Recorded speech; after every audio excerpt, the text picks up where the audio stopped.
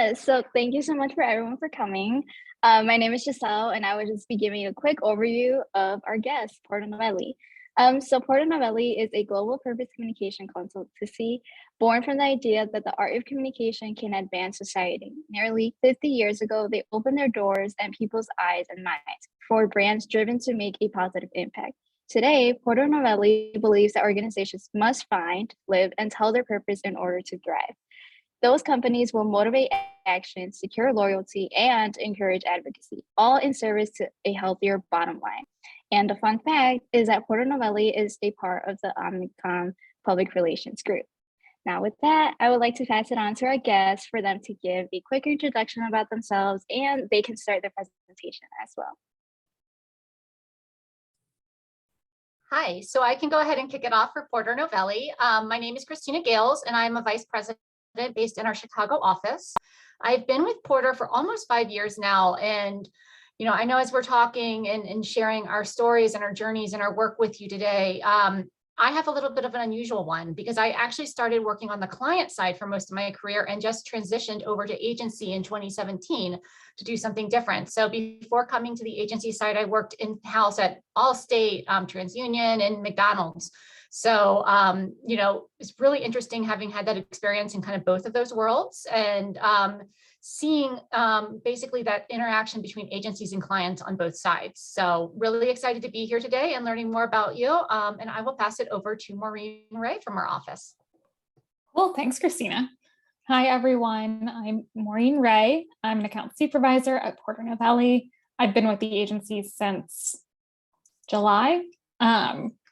But before that, I've worked at a few other PR firms here in Chicago, always in the brand marketing space. And I've worked on a bunch of different brands, including Kleenex and Bank of America and Jif Peanut Butter. And currently I work on McDonald's, Amazon Web Services, and the National Honey Board. And I'll pass it over to Emily. Thanks, Breen. Hi, everyone. Excited to be here. I'm actually a DePaul graduate myself and was sitting where you are. Hi, Juliet. Just a couple years ago. So it's very exciting to be on this end of things. I am newer to Porto Novelli. I've been here for almost 6 months and I'm on their reputation team. So I support their corporate communications programs and campaigns focused on promoting and protecting brand reputation, media relations, thought leadership, and strategic partnerships. So it's been great so far. I've gotten to work on some great accounts with FICO credit scores, Penske Trucking, and a couple other in the fintech space. So excited to be here. And Josie, if you want to take it. Hi, everyone. I'm happy to be here. I am an account executive at Porto Novelli as well, but I'm actually on our integrated services side. So I'm on our digital team. So focusing on things like website, social media, and how we can integrate that into the more traditional PR efforts. Prior to that, I was working at a PR agency in the digital department in downtown Chicago, and made the transition over to Porter within the last 4 months, and it's been super great so far. But yeah, super happy to be here and see everyone.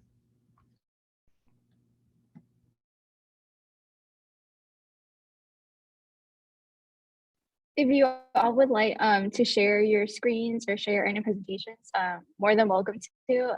You can begin your presentation. I believe you have access to it as well. Great. So I'm actually going to share a case study. I do confess that I did not actually work on this case study myself, but it's just a great example of the work that Porto Novelli does, especially as it relates to purpose and helping brands really fulfill that purpose and make an impact on society.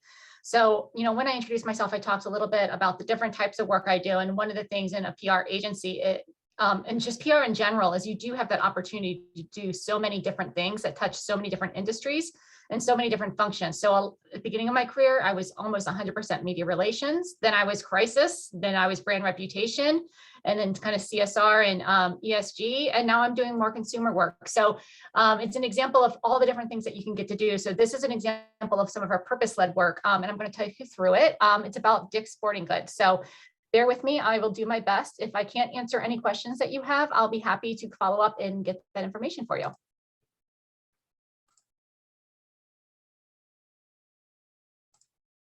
All right. So I think everybody is aware, I'm familiar with Dick's Sporting Goods, being a large presence, especially here in the Chicago area, and a seller of, basically if you need anything related to sports that you play, working out, team gear, whatever it is you're looking for, they tend to have it. So, back when you think back to 2018, when the Parkland shooting happened, Dick's Sporting Goods felt like they needed to take a stand on guns. And so they pulled all assault weapons from all of their stores, just feeling like that was the right thing to do. They didn't want to see more of that kind of violence in schools. I know all of you probably have had to deal with the drills in your classrooms, going through, high school and middle school, and, it's a scary thing. So they wanted to be proactive and take a stand as a brand. So they took this bold stance. They banned the sale of assault rifles in all of its stores. And all of a sudden, they're the center of the conversation, which is what happens usually when you're an industry leader and you take a bold move. When I was working at McDonald's, for example, we made a bold decision about cage-free eggs and antibiotics in chicken, and suddenly we are in the spotlight because we're the industry sector leader and everybody's looking at us. So as this was happening, they realized that they had, really done something good, but they probably needed to think about it a little more strategically and really get some counsel on what else they needed to do to really be a brand that stood behind a purpose. And that's when they reached out to Porter Novelli to be their partner in this journey. So we got to really start with them at the beginning of their corporate social responsibility journey. And by doing that, we developed what we call a CSR platform. So essentially, what is it we're trying to achieve? How are we impacting the community? What are our areas of focus? Because a lot of times brands want to boil the ocean. There's so much good that you want to do. Just like all of us, CEOs have their passions and things that they get really excited about. So how do you get it so the company is really focusing on where they can have the most impact, where it's the most relevant to them in a way that really is a consistent narrative? So as we're working with them, we did a lot of data collection. We started to build some partnerships with some of the key stakeholders to build out some goals and policies so we could look at their operations and really put together some things that they could aspire to be a more responsible brand. And that included putting out their first ever CSR report. And now today, if you look, most brands do have some form of a CSR report. So you can see what they're doing in terms of their environmental footprint, their community impact, their hiring practices. And that's a really great way as you're starting out in your career too, to get a sense of whether or not you share a brand's values. So with Dick's Sporting Goods, and hold on, I have to scoot this little thing over. So we began working with them in 2018, shortly after they made the decision to pull those assault weapons. And we, like I said, really had to start by establishing those goals. So looking at the industry, what are other types of brands like Dick's Sporting Goods doing? Other sporting goods stores, other retailers, and you really assess that landscape and you pull in some of those best in class case studies so we can share back with Dick's Sporting Goods what a vision for that category and a gold standard CSR program would look like. And then looking at the data that they have in terms of their impact in the environment and their hiring practices and, the communities they serve, what are some of the baseline metrics? Where are they now? What are they doing now? And what's the impact they're having now? Talking with some of those internal stakeholders. So, going through your supply chain, your, operations team, really learning their business in terms of where they see those opportunities. And then thinking about how we can really advise on those CSR and sustainability goals across multiple areas, including animal welfare, packaging, human rights, responsible sourcing, and client. We were able to help build an organizational structure, which included appointing a head of diversity and inclusion and a director of corporate social responsibility, which is a role that these are roles that you're starting to see companies more and more recognize are just as important as your typical executive leadership team, that they're seeing this need to have somebody who's focusing on diversity and inclusion and somebody who's focusing on social responsibility. So then we had to train and help develop those opportunities for those issues. So after we kind of did this legwork to establish the program, we were able to introduce a purpose playbook. And the great thing about a playbook is it really puts together a way that everybody's on the same page. They're using the same language to talk about things. They're all aligned on the same goal. It really enhances your storytelling opportunities. So with that information, we were able to put together this playbook and really kind of establish what it is they want to stand for as a brand. So what were those pillars? Remember, I was talking about how you want to focus in on some key areas, because again, there's so many good things that a company can do, but let's focus on the things that make the most sense and you can have the biggest impact. So empowering teammates. So this is focusing on their people. How do you help your talent thrive? The diversity inclusion. Are we treating our employees fairly? Do they feel safe and secure when they work for us? Championing their communities, that social impact. So they're a sporting goods store. So how do we work with youth sports and saving youth sports and giving back to those communities? And how about disaster relief. You think about when a hurricane comes through and, devastates a region, how do you really rebuild those sport facilities so kids have that place to go again, and communities come together? Those are very often centers of communities. Equipping our athletes. So, making sure we have good ethical standards, which includes inclusive sizing. No, we're not all the same size, we're all individuals. So let's make sure that we, have that ability to represent. Let's make sure we're responsibly sourcing our goods that we're selling in the stores, that our products are safe. And then, of course, as I mentioned, the firearms policy and being aware of the landscape and the need for a brand to take leadership on the gun control issue. And then just a respectful playing field. And as you notice in this purpose playbook, they really kind of had a way of framing this in a way that really leans into the fact that, again, they are a sporting goods company. So it's very true to the brand voice.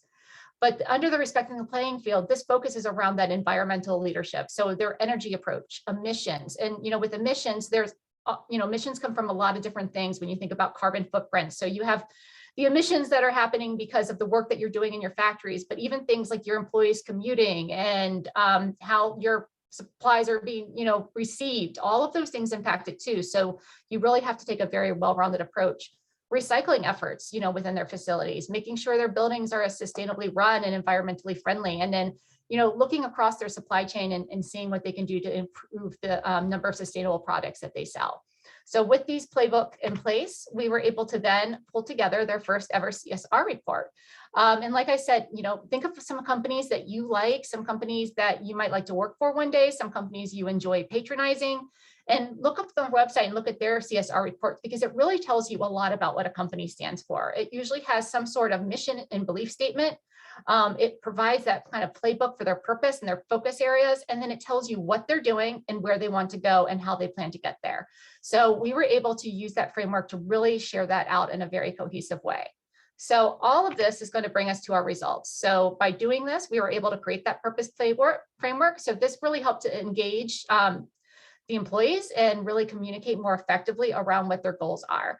And then using a very data-led approach, really sharing out their accomplishments, their commitments, and their policies, covering everything from human rights to gender equity, to workplace development, to climate, to social impact and philanthropy. And we've now done 2 CSR reports with them. So, we're excited that this partnership is continuing. And I think, it just shows a great example of how brands, have really recognized that they need to do more than they have been doing. A lot of times it's kind of called the moral minimum. You have government regulations that are saying, companies can't, dump toxins into a river, for example. But what is the company doing above and beyond that? And to really be responsive, and not just because they want to get more sales, but because it's the right thing to do for their communities, their people, and the environment. If they're not taking care of the environment and their communities and their people, they're not going to probably be in business very long. So this is really a transformational shift in how companies are really approaching their businesses. So I'll pause here and stop for any questions.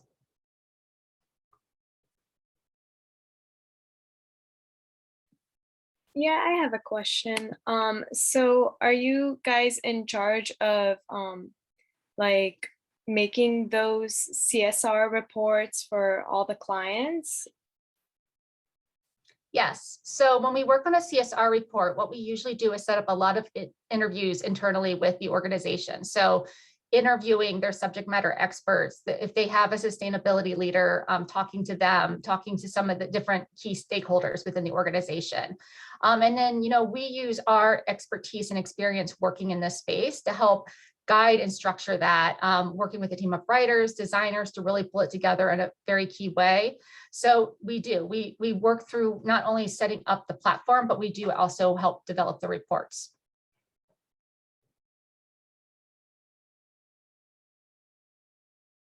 Any other questions?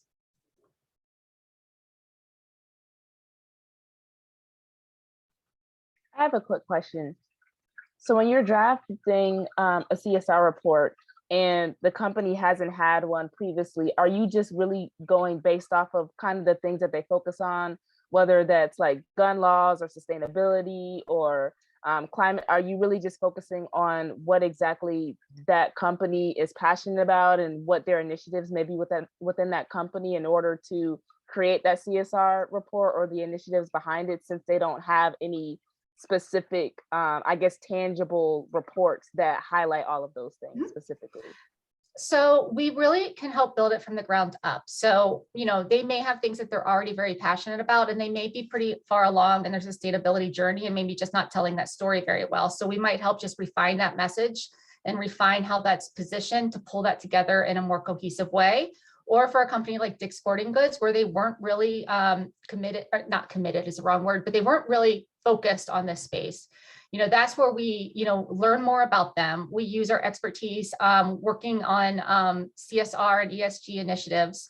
And we also look to gold standards and things like the UN sustainability goals. And, there's certain ways that are very consistent in reporting this. And then, there is a way to really make sure it's true to the brand. What we're doing should be something that seems like a natural fit for the brand. So when you're thinking about Dick's Sporting Goods, as I shared, thinking about youth sports and making sure that's engaged is a great space for them as a brand. When I worked at Allstate, texting and driving was an area that they were very passionate about. That's a very important cause, but is that a platform that really makes sense for Dick's Sporting Goods? So we can help kind of also focus them on the things that are the most relevant to the brand, look to other best-in-class companies that are doing similar things and comparing to the industry standards. Thank you.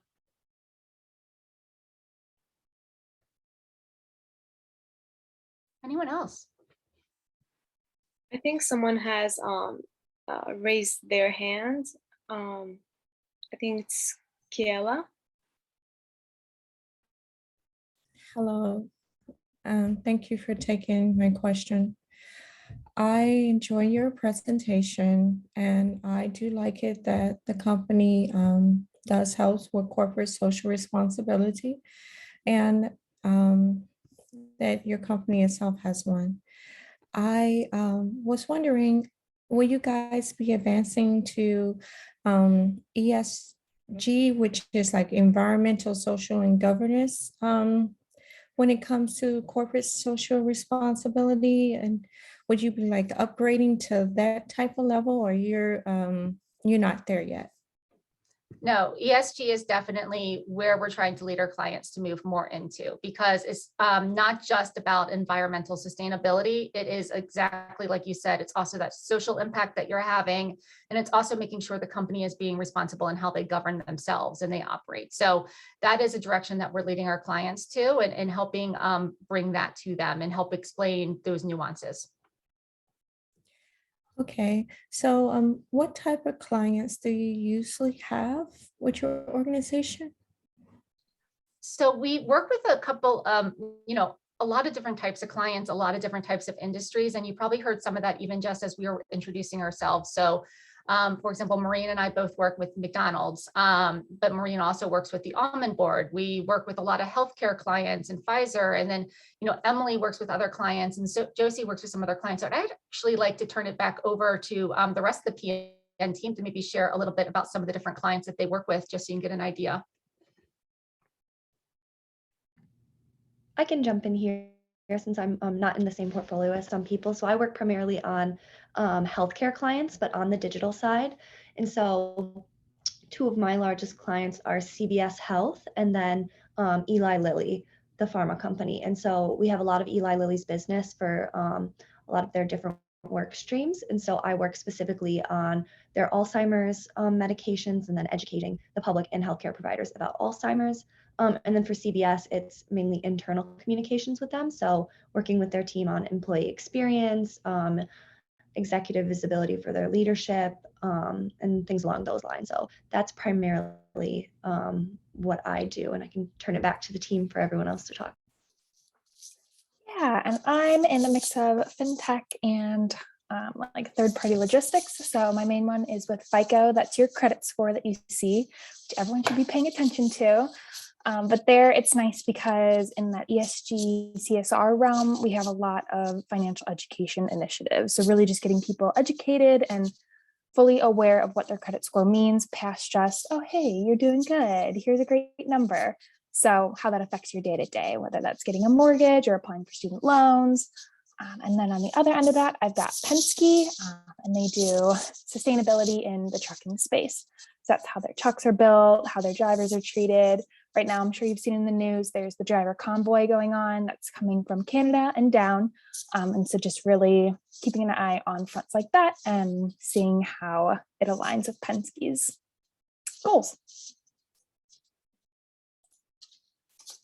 Great. And then I work with Christina on the McDonald's accounts, and we specifically support at PN the McDonald's owner operators of Ohio, which is what I work on. And then Christina works on the Chicagoland McDonald's operators too. So a lot of what we're doing is localizing McDonald's national news and making it relevant and matter for folks in various cities across Ohio, or in Christina's case, in the Chicagoland area.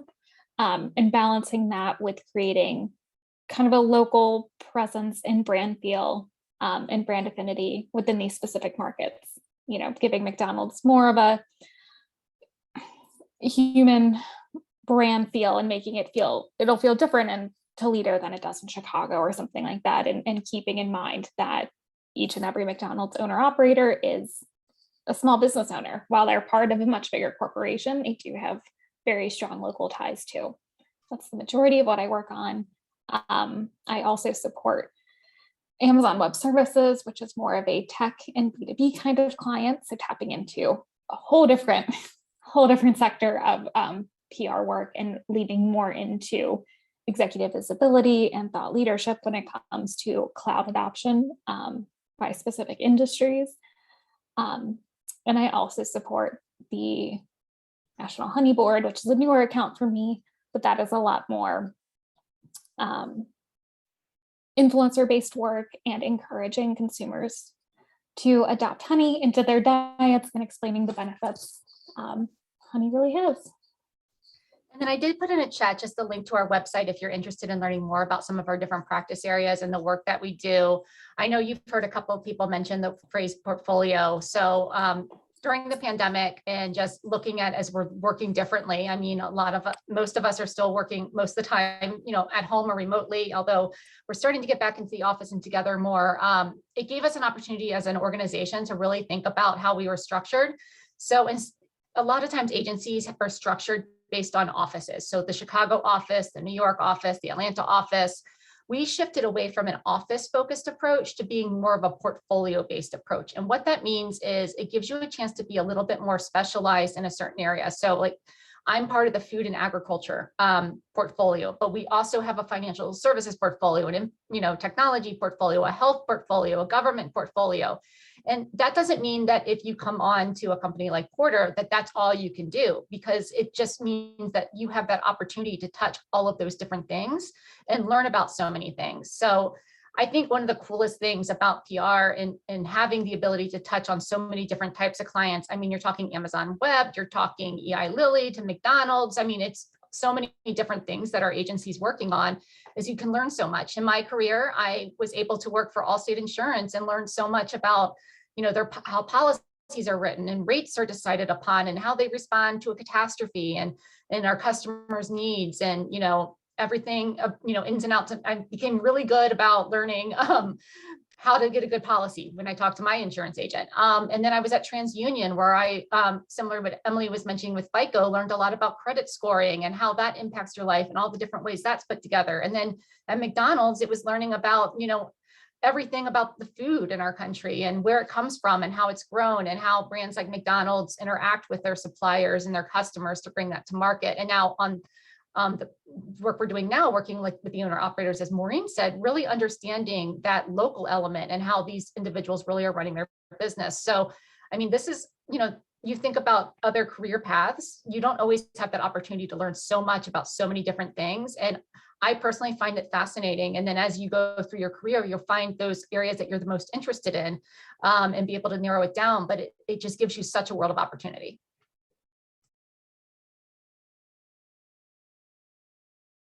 Yeah, that's kind of why I wanted to work in an agency, the variety to see where I would like to really focus on.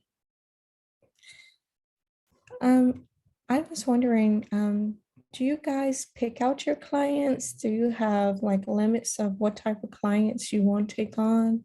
Like in the news, there's a PR company who has a client that produces a lot of pollution, and they refuse to let this client go. I was wondering, do you have any clients like that, or you're very particular about who you take on? As said in the intro, we're a purpose-led consultancy. And so because of that, there are clients that we will not work with. An example of that was Juul, the vape pens, had come to us and asked us to submit a proposal for new business. That doesn't align with our purpose as an agency. And so we declined to pursue that and decided not to participate in that request for proposals and looking at that. We sometimes will say no to businesses when they reach out if we don't feel like they align with our goals. And then there's some companies, McDonald's is one that you've heard a lot of that does have a lot of work to do. We are able, because of those relationships, to help influence and strengthen that. But we do look selectively at who we decide to work with because we do feel it's important. So if we feel like we can have a positive impact, we will have those discussions. If we feel like they're just not a brand that's something that's socially responsible and can't ever really truly be, then we'll probably take a pass.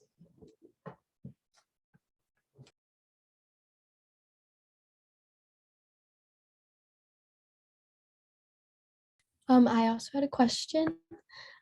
So I looked at your website and I really enjoyed the case study of the Timberland brand. And we actually talked about this in one of my classes, and they kind of even said how it is sustainable and they're trying to become more sustainable. Are there other fashion brands? Because I know the fashion industry is pretty, it causes pollution. We all know that. So I was wondering if there's any other like campaigns you've done with that, or just a way to kind of go about sustainability with fashion. Yes. So we did some work with Merrill, the shoes, for a while. I know that we had done some work with Soma, who sells bras and things like that. I'm trying to think off the top of my head of some others. I think in the past we've done some work with Ulta. I don't have a full list at my hands, but we absolutely do work on that consumer side. And, you're right, looking at that supply chain and, producing, clothing or footwear, like there's a lot that happens, just to bring that product to market. So the nice thing is we're not just out there with press releases telling a nice story. We're actually able to get into those rooms and help influence and change those brands to make better decisions to reduce that environmental and social impact. Thank you. I have a question. I'm a part of PRSA Georgia, and so whenever I attend the conference for PRSA, Porter Novelli is always there. So I always talk to the representatives and kind of get their experience there. And I wanted to know, do you all kind of interact with the people who are based in Atlanta or are based in other offices, or do you kind of just work with your same people in a location, or do you see people moving from Atlanta to the Chicago office, or how exactly does that kind of those relationships with the other locations work? Yeah, I can. Go ahead, Maureen. I would say I can take this one, Christina. I would say because of the portfolio model that Christina just walked you through, we are incredibly fluid when it comes to working with folks in other offices. I personally don't work with anyone in Atlanta, but I have teammates in Los Angeles, Seattle, New York, Boston. I actually only work with a small handful of people who are only based out of Chicago. So the portfolio model has really helped us to make sure that our teams are staffed with the right people with the right expertise on an account, not based on like where exactly they're located. So like I said, I don't know if anyone on this else from our team on the call works with anyone in Atlanta. I personally don't, but we're pretty borderless when it comes to where people are located and what they work on. Yeah, I actually work with a couple people, sorry, Josie, a couple people in Atlanta. And it's just like anyone else.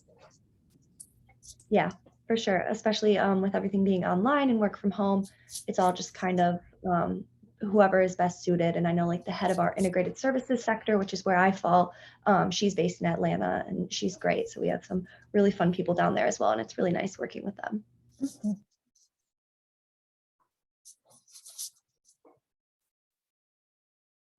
Thank you.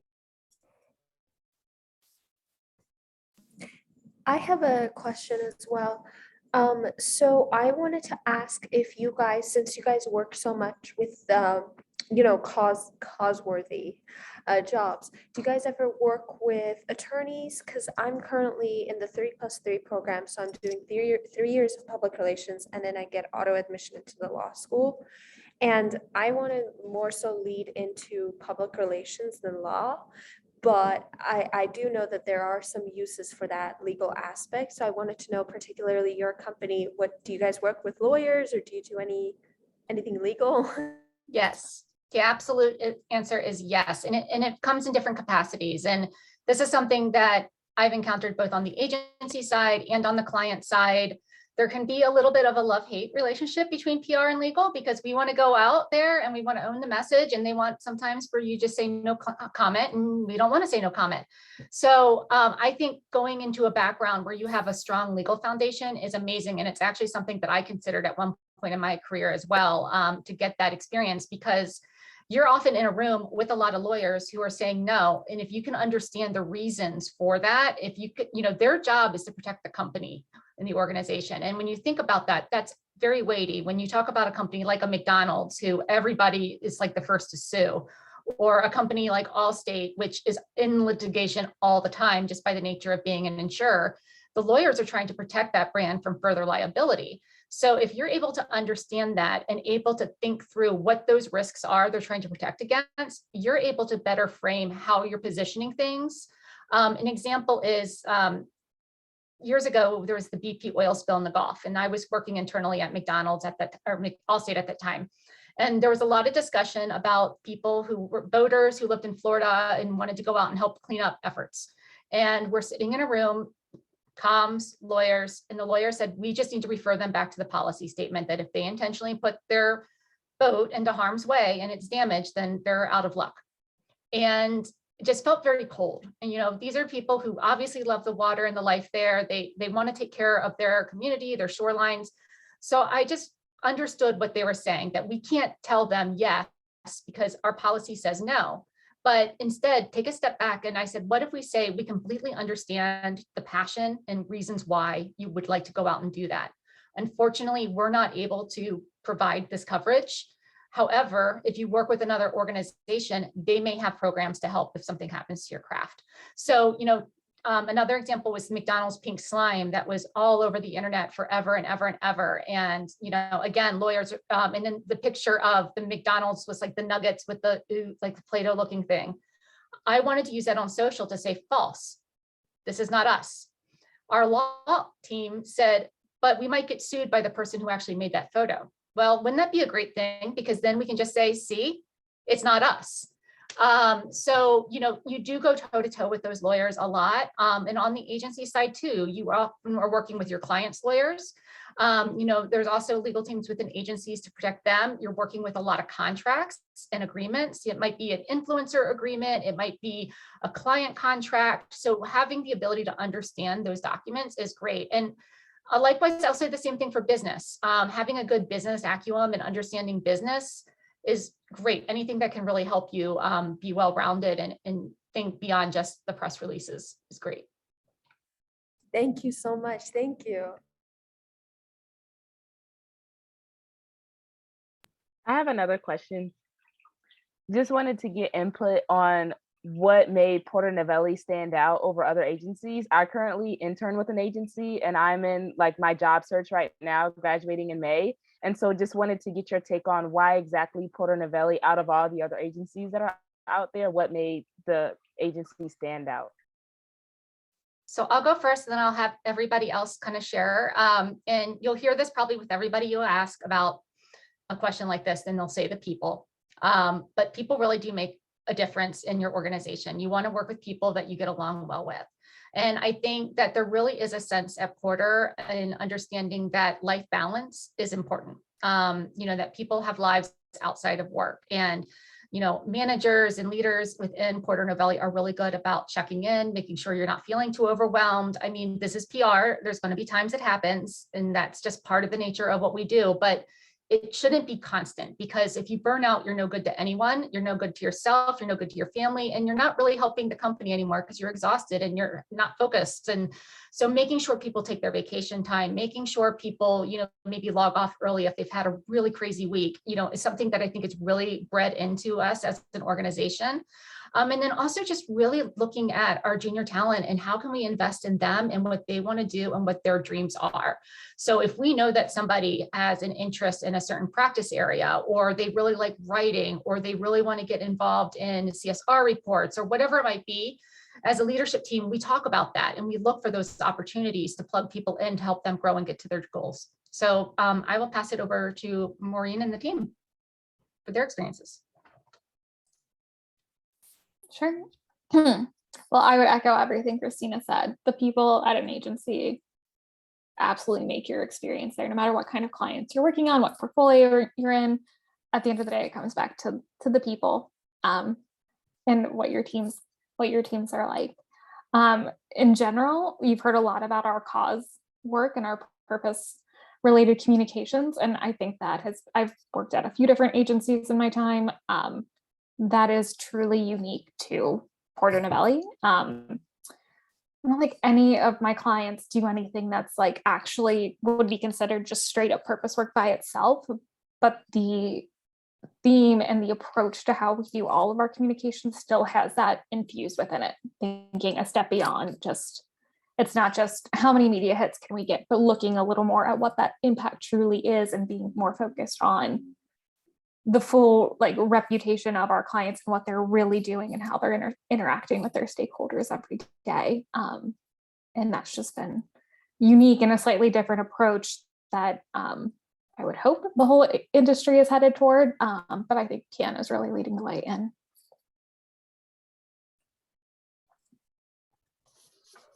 I can go next.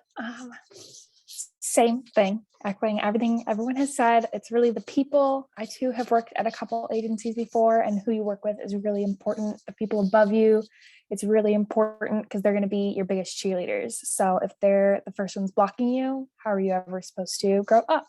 So I think that's the nice thing about Porter is any of my managers on any of my teams, including the one I work with day to day, they're always asking how they can best support me and my goals. And especially being new to Porter, they're doing check-ins all the time on how my accounts are, if I'm enjoying what I'm doing. And I feel like it's a complete open book. I can raise a concern if I have it, and that's okay. And they'll do their best to help me get through it. So, and then I'd say same with the purpose work. Everyone has great initiatives.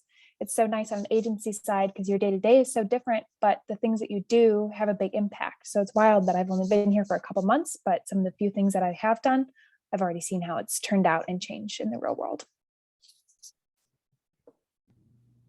Yeah, everything everyone has said, obviously, I'm going to agree with because it's true. But there's a lot of reasons that I like PN. And one of that too being that it is a larger agency than the one that I was at previously, which just provides me what I feel is more opportunity having come here. In many ways, just for my own personal growth, because as someone in the digital field, there's a lot of different specialty areas that I can explore and work within. But also just on the client side, there's bigger clients, bigger budget, opportunity to think bigger, think more creatively, and be able to actually execute on some of those super cool brainstorms and ideas you have, as you've seen through some of the case studies. And I think that's something that's great about being at a big agency, while also not having that huge agency feel, because I feel like I can raise my hand, say what I'm thinking. There's not going to be someone who's like, oh, don't sit down, you're only an AE. Like, it's a very level playing field. There's great mentorship. Everyone is supportive. So that's something that I've really enjoyed. And then it's also great because we are part of the Omnicom network of agencies. So if there is a client we're working with, sometimes we might even partner with another agency because they have a skill set or tools that we need. So it just really opens up a lot of doors to be able to learn new skills, meet new people, and collaborate across a lot of agencies and with a lot of different type of clients. So I think it's all really good reasons. But at the end of the day, the thing that I do like best is the people and the energy and just the inclusivity that I feel here. Thank you. From everything you guys have said, it just sounds like it's a great environment to be in. And I was wondering, how does Porter deal with crisis specifically? So, we do have a really strong and amazing crisis practice within Porter Novelli. But also, even for clients that might not be crisis focused, like for example, our work here with McDonald's, we don't do crisis work as part of our scope. However, look at what was happening this week in terms of the Ukraine, we'll still get guidance that we share out from the leadership team and across from our reputation practice. It's like, hey, given this, if our clients are having issues or questions, or we might consult the client and say, hey, let's go dark on social because, it's January, the January 6th riots were happening, or, everything going on with, racial injustice over the summer of 2020. So we'll be able to provide that counsel. So crisis is just something that, we're always prepared for. I mean, COVID-19 was a crisis that, nobody really expected to come true, and we had to pivot everything. So we have like a strong advisory team. And if a client runs into a situation, we can tap into them. We serve as counselors. When you're dealing with a crisis situation, you've got to be the calm in the storm, because you're trying to see through a lot of executives who are really, really scared. And you're also dealing a lot of times with humans, people who are impacted by the crisis in one way or the other, and it's very real to them. And you need to be sensitive to that too. So it's finding that way to really just kind of help be consistent, be there. I mentioned the BP oil spill, and I know most of you are probably too young to really truly remember that. But when that happened, the CEO of BP at the time was asked a question. He was like, I just want to take a vacation. It did not come off well at all. So like you see those types of things. So how do you make sure they're visible? How do you make sure they're responding? How do you make sure that their answers don't sound canned and insincere, bringing that sincerity to it? So that's a lot of what we do when we work on crisis. I'll echo that as well from the social media perspective, was something that Christina mentioned in terms of going dark on social. It's really important in terms of those crisis situations. For example, with your paid efforts yesterday with the news cycle and everything blowing up, a lot of brands got caught out. Applebee's was trending on Twitter. I don't know if you saw, because one of their commercials aired right in the middle of the CNN coverage of the situation in Ukraine, and it just had a horrible tone to it. And everyone was tweeting like World War III sponsored by Applebee's. So just making sure that you have a good sense of what's going on.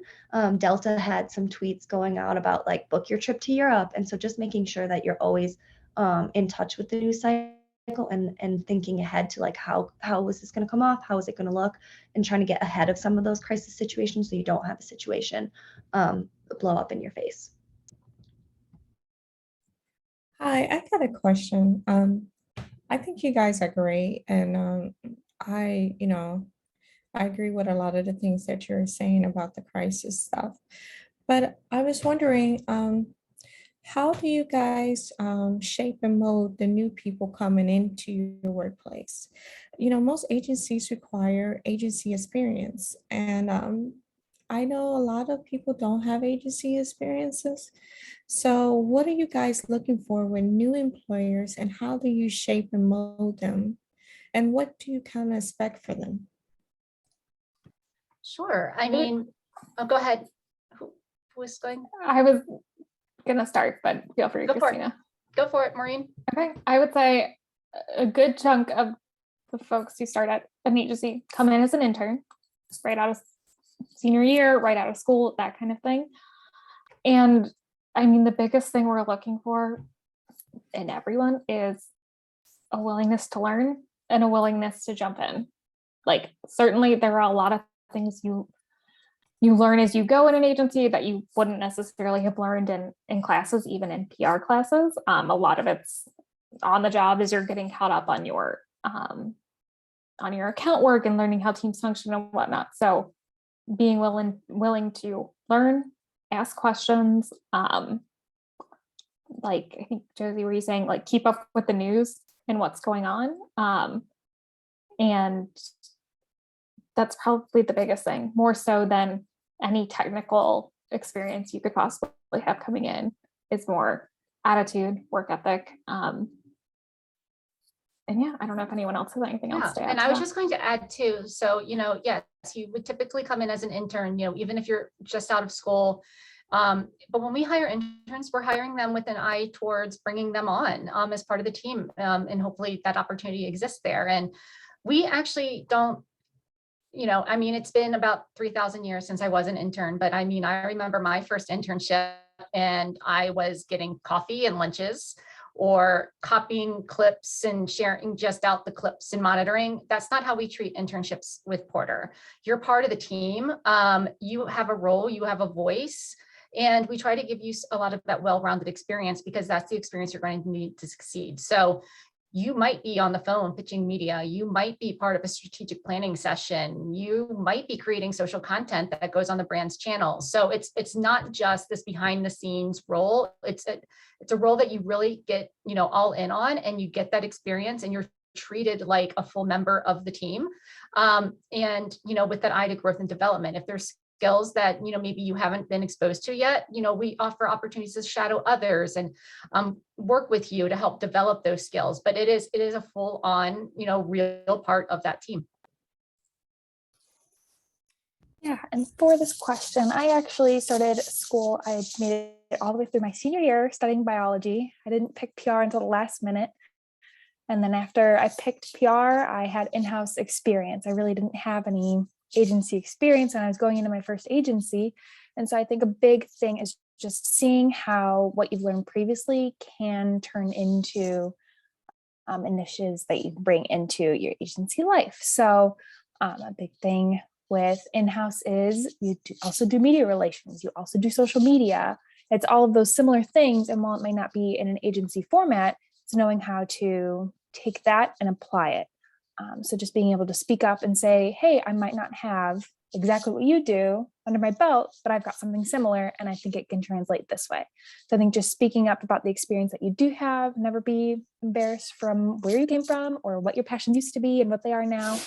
Things change, you grow up. So just knowing how to transfer your skills is going to take you far.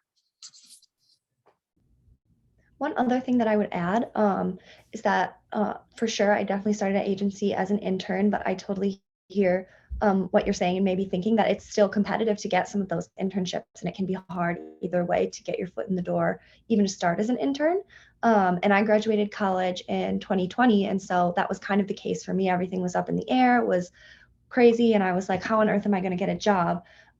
Even though this is what I've been studying, and I was in PRSSA when I was in college at UW-Madison. And so one thing that I had heard a million times and had just been like, oh, I don't really know how to do that, that I just started doing was networking, which is great because you're on these calls right now. But I just started looking at places that I was interested in and sending a message like, hey, I see you do this, thought this was super cool that you posted this on LinkedIn, or I saw this work that you did. Would you be down to like do a quick Zoom coffee call? And then I would do little informational interviews where I would ask them the questions, and that kind of helped me get a bunch of leads going. And it still took time because it was the middle of COVID. But eventually I had virtual coffee with someone who connected me to someone else, had virtual coffee with them. And then he's like, actually, like I think we had a really good conversation. Like, would you mind giving me your resume? And there wasn't a position, but they had a need because they knew there was new business coming. And so that's always great as well, in that you're not going through just the random application online. And I went through the interview process with them, and it's really just getting your foot in to get that interview and just being like, I like their energy, I can tell they're smart, because that's all people are really looking for when you're starting out, because we know you don't have a ton of experience. And so you can then prove yourself from there. So that's something that I found really helpful. And even my switch to Porter, it was just connections that I had made in that initial time that I had kept going, and it just has led to a lot of opportunities. So that's something that I would recommend. It can feel weird at first, but you get in the habit of it, and it's just great to maintain those connections. And it's actually nice to see how many people are really interested in and willing to help. And I can't stress enough the value of those informational interviews. I did that when I was coming out of college too. And I was surprised at how many people and how many senior people were willing to sit down and talk with me and meet with me. And even now, you talk to a lot of agency leaders and they're always saying, I am absolutely happy to take that call because they did the same thing when they were starting out. And I'm actually going to put my LinkedIn in the chat. So if you want to connect with me and ever, reach out, feel free to do that. Just make the call.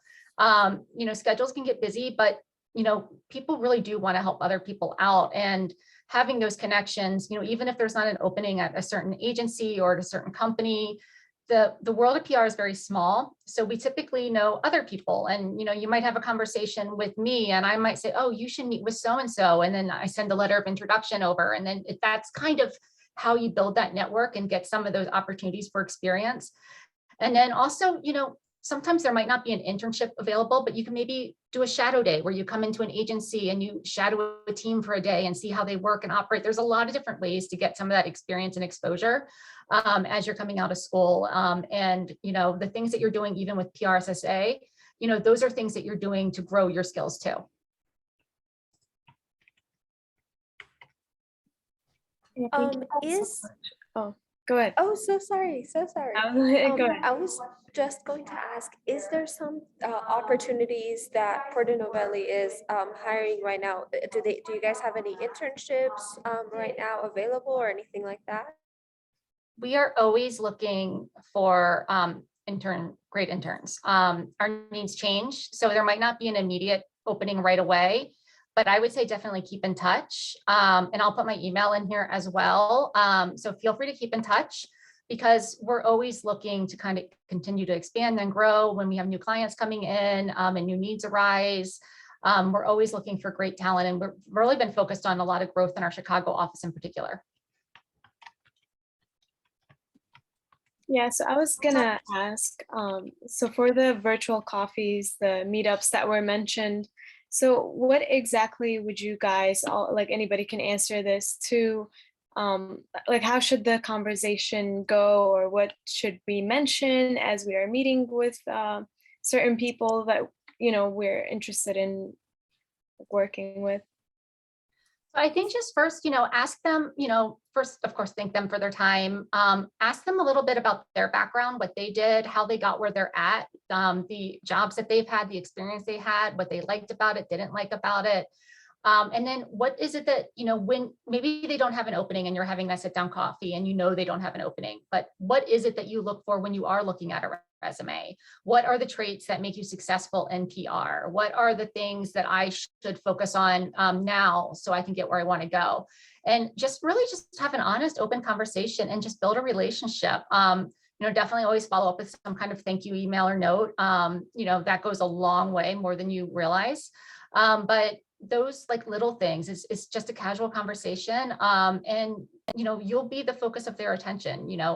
I can't think of a single time that I've heard of somebody who's really sitting down for an informational interview who's like really texting and taking calls on the side. I mean, leaders in this industry do really want to set aside time to help answer those types of questions. I would say also just don't forget that you're there just to have a conversation and make that connection. So while you are asking questions and it's for you to gather that valuable information, you also just want to like get to know the person. And so that when, if there's not an opening, when they do see your name come across their desk with a resume, they reach back out. They're like, oh, that's right. That girl was so nice. We had such a good conversation.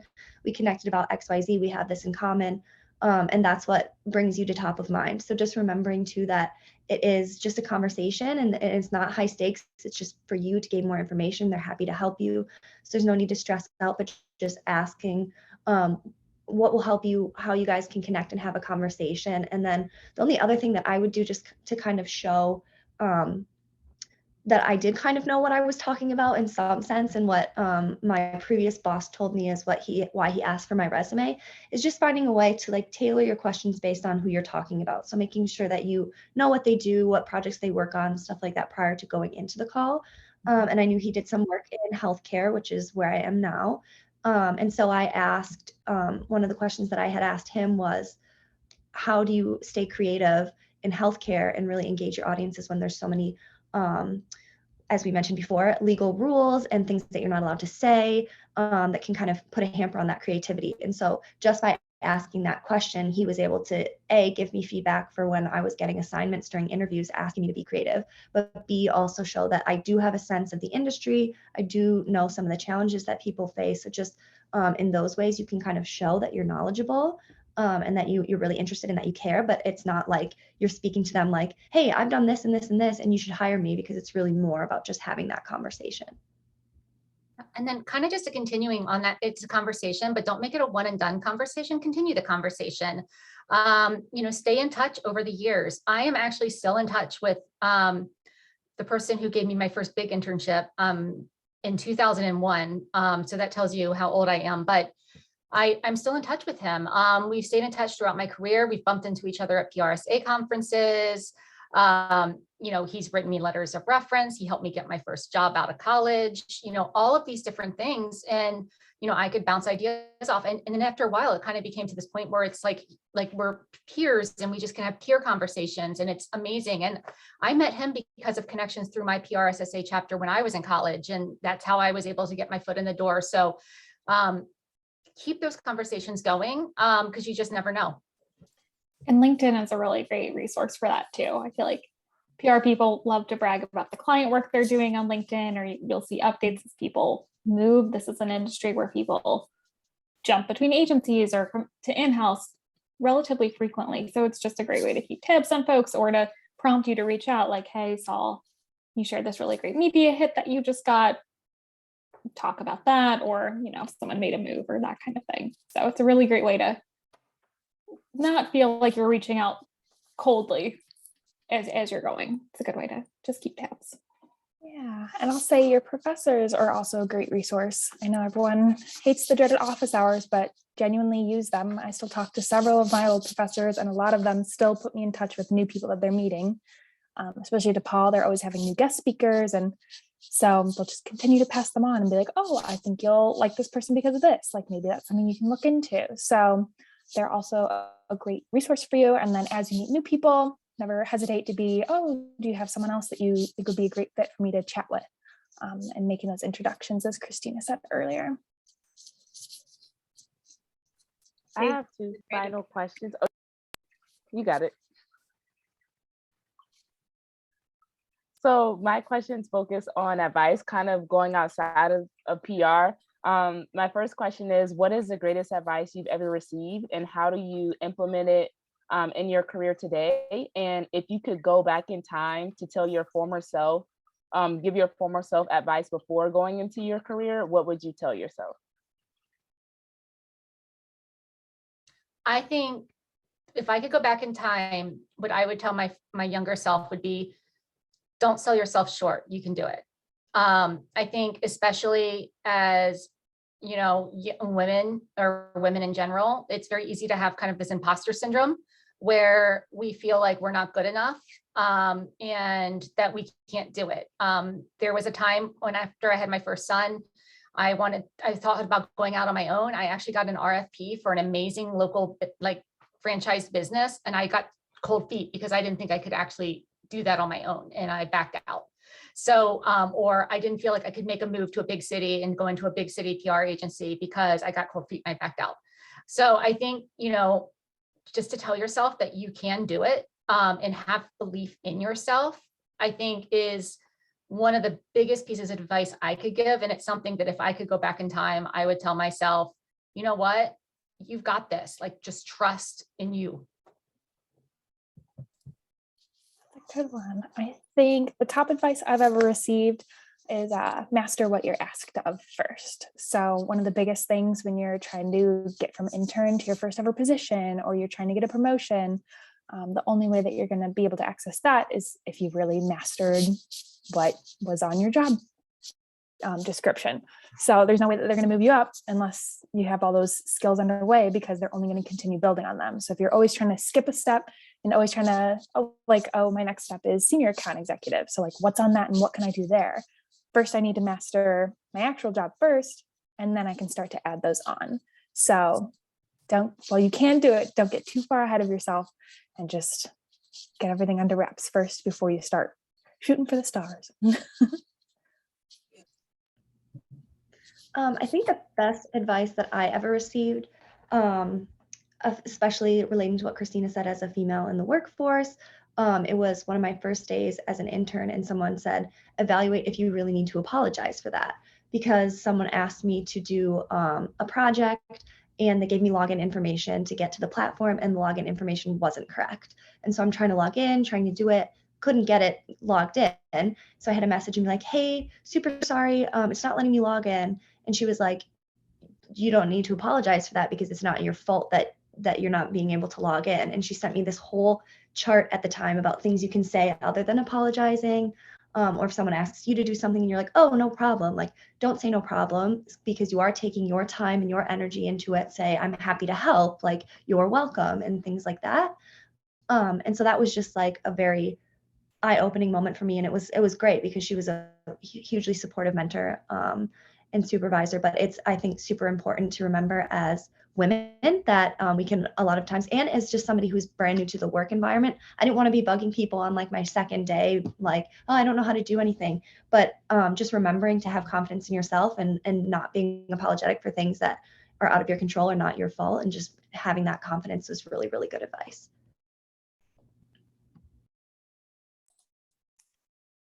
Thank you. Yeah. Oh, you can go ahead. Sorry, I thought everyone was done responding. All good. No, everyone else has given really good advice. I think for me, I would say the best piece of advice I ever got was like going each day thinking how you can make your boss's life easier, which sounds not great, but really what it means is whenever you're asked to do something, thinking through what that next step is. You're asked to do a research project, what is that for? Think about the bigger picture, which not only helps you to grow in your career and prove that you have the strategic chops to get promoted and keep growing, but also just makes you look very proactive and on top of things to those on your team.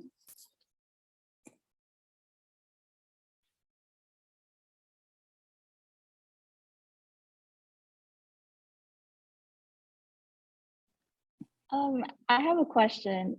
It has nothing to do with like internships or anything. It's just something out of curiosity.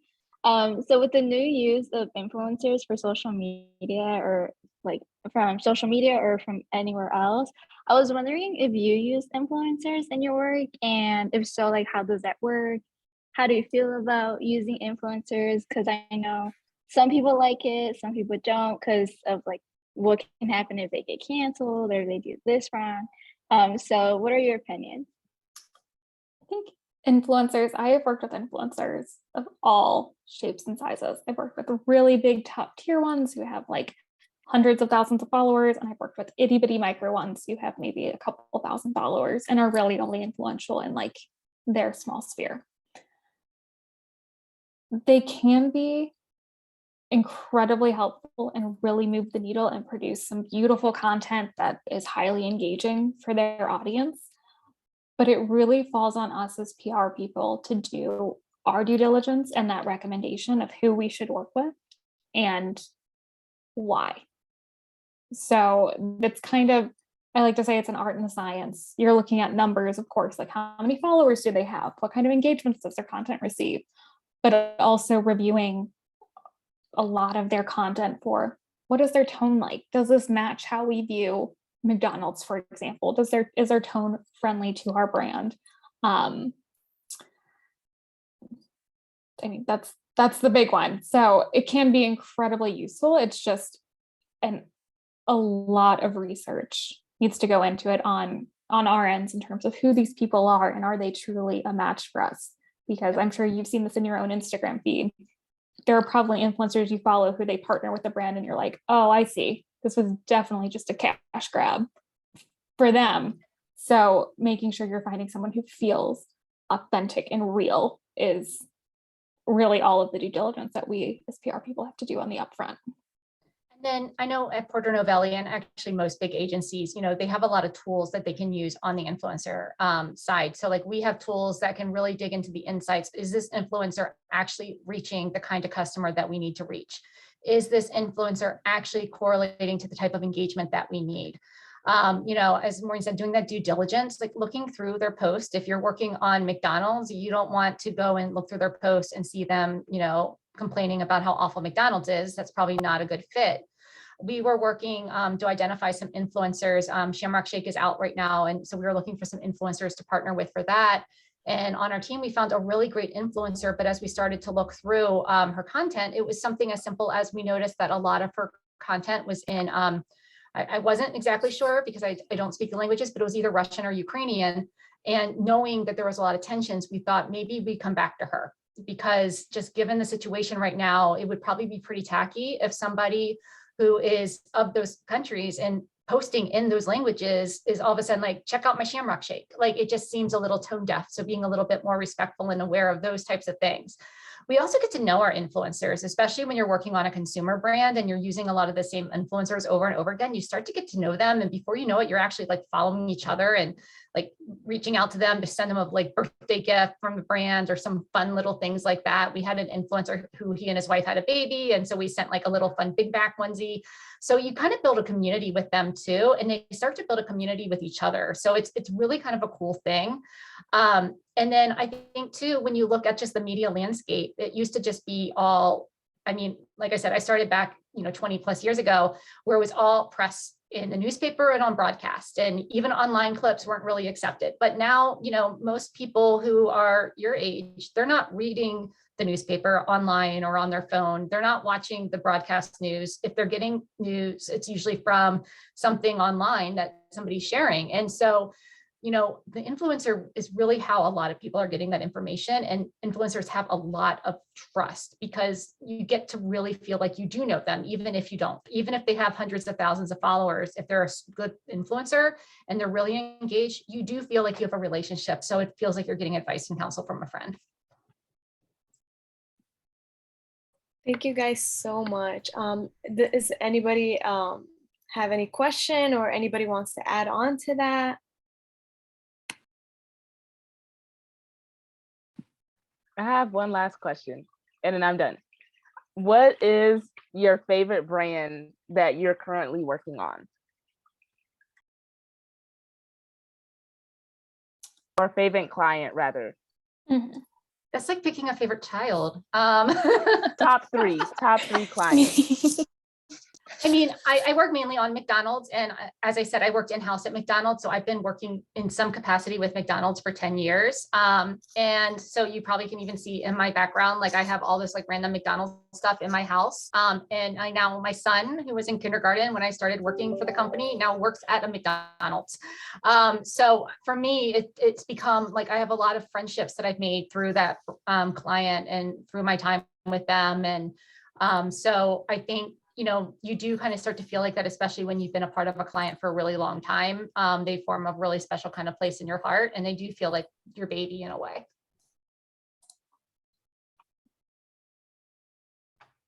I would say that one of my favorites is CVS, and I think that's because, I like my healthcare clients a lot, but also I am the only junior staff member on the account, and that has actually provided me a lot of opportunity. Sometimes it can be kind of stressful and a lot of work. However, it's been great visibility for me. I was flown out to New York for a client meeting and found myself at dinner with our CEO and CFO and all these people who I had no place being there, but I was right place, right time with all the other senior leaders for this account. And so that's been cool just in terms of a client that's allowed me to just kind of take some opportunity and run with it and show people that I can step up to the plate. So that one's been cool. But then also there's certain projects that I like Legal Shield is not like some dreamy, sexy client, but I'm doing work improving their Wikipedia page, which is work that a lot of times you wouldn't think of, but is something that is important to visibility. It's the first thing that pops up when you Google them. And unlike what I thought, you can't just change the page or you'll get in trouble and the Wikipedia community will block you. So there's a huge process to go through for coding on the back end to make updates, asking for updates from the community as a conflict of interest editor. And so just that project too has allowed me to learn a lot, and then also completely grow a new skill set, which is also great about agency life. Yeah, and I think I'll have to side with Christina. They're all great in their own unique ways. I'd say I love FICO scores because we just recently got into influencer work. So it's really fun to see these people go and do educational videos for their followers and explain why it's important. But then on the other side of that, I also work with Penske. They don't have anything to do with each other, but then on the Penske side, it's so interesting to learn about all the supply chain problems going on right now and find out what they're doing to solve it, and just being able to be a part of that discussion. And then even just the smaller accounts I'm on VersaPay, accounts receivables. No one really knows what that means in their day-to-day, but it's just so interesting to learn about and find unique and interesting ways to get the media to pick it up. FICO scores, like that's in Wall Street Journal all the time. You open up NerdWallet, that's like one of the top things. But what about VersaPay? Most people have not heard about that, but it's just so cool to find those unique editors and reporters and just explain why your company fits in what they're trying to report about. I would echo that too. I think it's very hard to pick a favorite client because so frequently you love them all for very different reasons. But for the most part, I've worked on a bunch of different brands, typically ones that you see like at the grocery store in various aisles and whatnot. And just my work in them in general, it's been fun to think of new ways to bring them to be top of mind. And most of them aren't newsworthy in and of themselves, but that gives us a lot of opportunity to be very creative, to make sure we're capturing the media's attention or producing something that's really cool.